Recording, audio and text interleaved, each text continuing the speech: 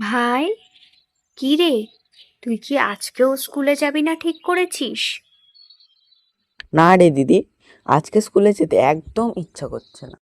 আজকের দিনটা ছেড়ে দে না। একদমই ছাড়া যাবে না। স্কুল বন্ধ করলে মাস্টার মশাই বাড়িতে নালিশ জানাবেন বলেছেন। তাই যা, তাড়াতাড়ি গিয়ে তৈরি হয়ে নে। আমি আজকে তোকে স্কুলে দিয়ে আসবো। এখনো দাঁড়িয়ে আছিস? দাঁড়া, মাকে ডাকছি। মা, ও মা। কি হলোটা কি? বলি সকাল হলো, আর এদিকে দুই ভাই বোনেরও শুরু হয়ে গেল। কি হয়েছে কি? দেখো না মা, ভাই মোটে স্কুলে যেতেই চাইছে না। ও যাবে না মানে? ওর ঘাড় যাবে। যা, তাড়াতাড়ি গিয়ে তৈরি হয়ে আয়, যা। এই রে, হাওয়া গরম হওয়ার আগেই কেটে পড়ি, নইলে আজ রক্ষে নেই। দিদি, আমি নদী থেকে স্নান করে আসছি, তুই আমার জন্য একটু ভাত বাড়, তারপর স্কুলে যাব। তোর জন্য আমাকে জোর করে স্কুলে পাঠাচ্ছে, আমার একদমই ভাল লাগছে না। হি হি, আমার খুব হাসি পাচ্ছে। বেশ হয়েছে, যা না স্কুলে যা। বেশ হয়েছে। নে, হাসতে হাসতে তোর স্কুলে পৌঁছেই গেলাম। সবাই বিদ্যালয়ে এসেছো তো? সবার উদ্দেশ্যে আজ একটা ঘোষণা আছে, একটু পরেই সেটা জানাবো। কি ঘোষণা মাস্টার মশাই? আমাদের কি গরমের ছুটি শুরু হচ্ছে মাস্টার মশাই? ইয়ে। আগামী পরশু শিক্ষক দিবস।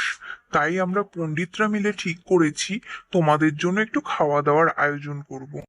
তাই তোমরা কেউ চাল, কেউ ডাল, কেউ নুন দিয়ে পণ্ডিতদেরকে সাহায্য করবে, মনে থাকে যেন। তোরা কি ঠিক করলি? তোরা কি দিবি পণ্ডিত মশাইকে?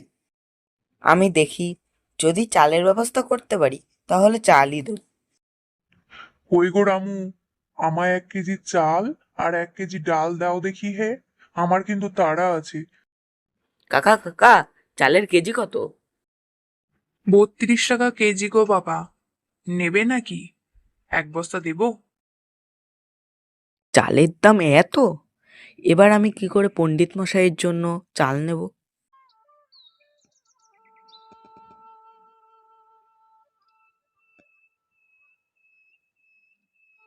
ভাই, তুই এখন ওখানে কি করছিস? বাড়ি আয় শিগগির। কি রে, তুই নদীর ওপারে কি করছিস? তাড়াতাড়ি বাড়িতে চল। মা তোর আর আমার জন্য অপেক্ষা করছে। দাঁড়া দিদি, আসছি। তুই যা, আমি যাচ্ছি। গরম লাগছে তাই একটু বসেছিলাম। বেলা বয়ে গেল, ছেলে মেয়ে দুটো এখনো বাড়ি আসলো না। এরা আমায় একটু শান্তি দেবে না। তোরা কি আমায় একটু শান্তিতে থাকতে দিবি না? আমি কখন থেকে তোদের জন্য অপেক্ষা করছি। এই রে, আজ আর রক্ষে নেই, মা মনে হয় খুব ক্ষেপে গেছে। মা আর দিদি ঘুমিয়ে পড়েছে। এবার আমি চুপি চুপি গিয়ে গাছতলায় বসে থাকি।